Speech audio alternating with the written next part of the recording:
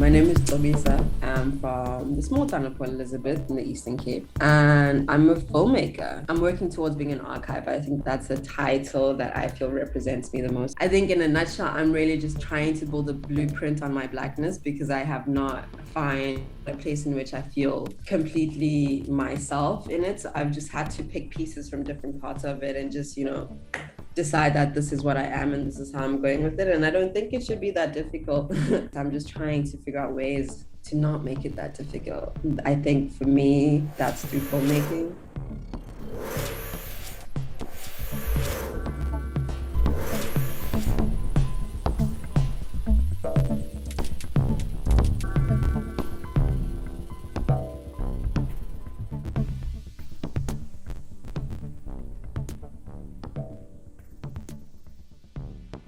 So I just wanted to encourage you that your voice and what the stories that you want to tell are very much needed. You're right at the right moment to be seeking out mentorship since you're not getting the support that you need right now.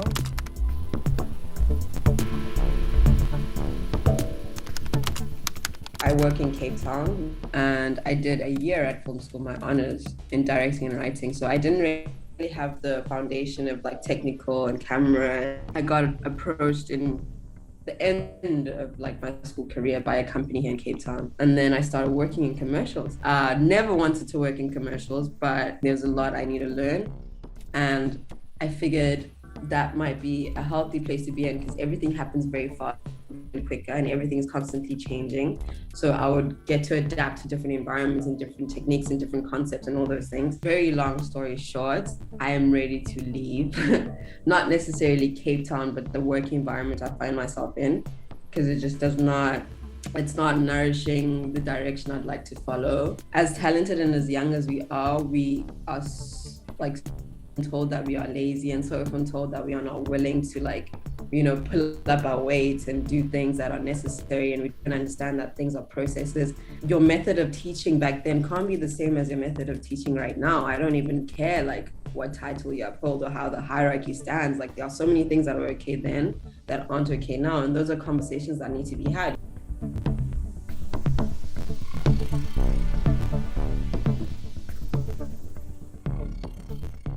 Because there's so many people who do want to hear your voice. If there's an audience for people that want to watch sharks in a tornado on Mars, yeah, there are people who want to watch those types of films. There's definitely an audience for your specific voice too. Then the part of the problem and the issue is finding them. Yeah. That's kind of, especially for people of color, marginalized groups in this industry, we have no data to prove that people want to watch the kind of films that we want to have, or very little. Yeah. I need to remind myself why I do this consistently, because there are going to be so many moments in which I question it, and I do. I really genuinely do. And she was like, I need to always try to root myself in, remembering why I do it. And she was expressing that not everyone is the way that we experience. And a lot of the time when we are young, we think this is how it is because the spaces we find ourselves convince us that this is the world. And she's like, no, it will take some time, but you will find the people, you will find it's all a trial and error, and it's always a learning experience every step of the way. And that's the crazy thing about film, is that you never stop learning. And we try and mimic reality, but in a sense we actually create it. It's not necessarily the other way around, because people watch things and then they act accordingly to that. It's genuinely a very simple basis of psychology. She just made me realize, or affirmed a lot of my realizations, in that people are always going to tell you that you're not good enough, or, you know, your perception is not that important, but there'll be a million people who are willing to pay however amounts to, you know, see that, to be part of it, to, you know, engage in it. So that's something I have to constantly remind myself of. And I had never actually thought of it that way at all, funny enough. So that was very refreshing. Our conversation was very affirming, because a lot of the things I had been thinking, but I thought I was thinking alone. And that conversation really guided me, and like, yo, sometimes in the space you can feel like you're alone, but when you step out and talk to other people, it's like, oh, okay, you too, me too, oh shit, okay.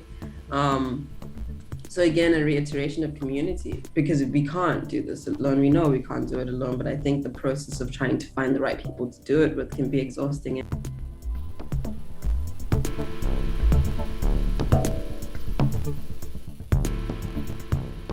The 9-to-5 job, they're going to suck the energy. They're going to use your talents, use your energy. You're going to be helping somebody else's dream or making somebody else's project. And a lot of times it is necessary to do that. Like, it is to get to a certain level and point. But if you can stand on your own 2 feet for 2-3 months, I say take the risk and do it. I mean, this is a lifelong career that we're in, and there's different mentors at different levels. So right now, like, you're in a position where a lot of us are in right now, that you need support. You have materials that you can apply to grants and programs with if you're interested.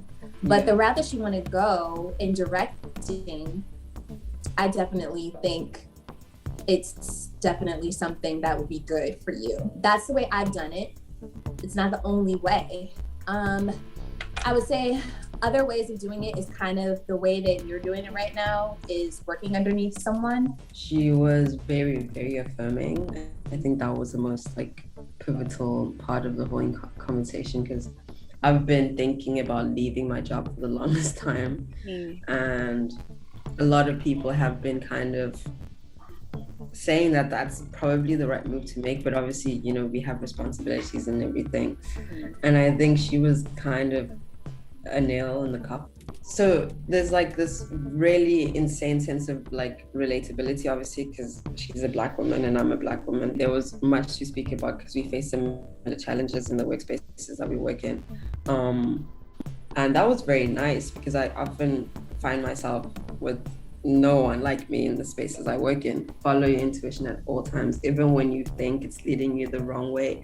At least have it lead you the wrong way, knowing that you listened to yourself as opposed to listened to the noise. And that's not a difficult thing to deal with, because you don't need to doubt your intentions. You don't need to doubt like how you got into the situation. You listen to yourself. You gave yourself the wrong answer. How do I fix it? We waste so much time in like pointing fingers. Oh, he's the reason that I'm in this position. They're the reason I'm in this position. And we find ourselves stagnant because we think that we can't get ourselves out of it, because we put all these people in these positions. We've decided that they a certain hierarchy, and knowing when to bounce. she definitely was like, it's a process. You know it, but doing it is another thing. But you will do it. You will do it, and just try and remind yourself why you did it. Always. You got to protect your energy. That's another thing. Like, you're getting paid for a certain amount of time. Give them that. Like, don't go over, because you need to start protecting your mental and emotional health.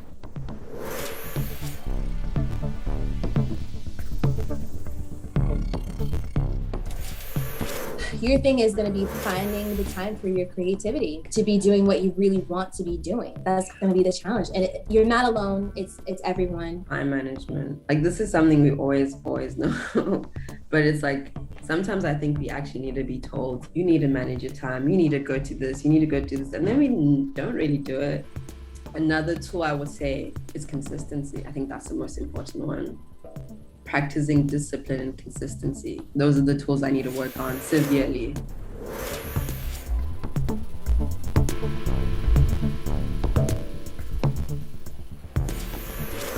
I mean, like, just getting this opportunity, I think, was very affirming to me, because I never think people are watching. I never really think anything is happening. It's never calculated in such a sense of like, it could be impactful or in any way be loud enough. I'm a loud person.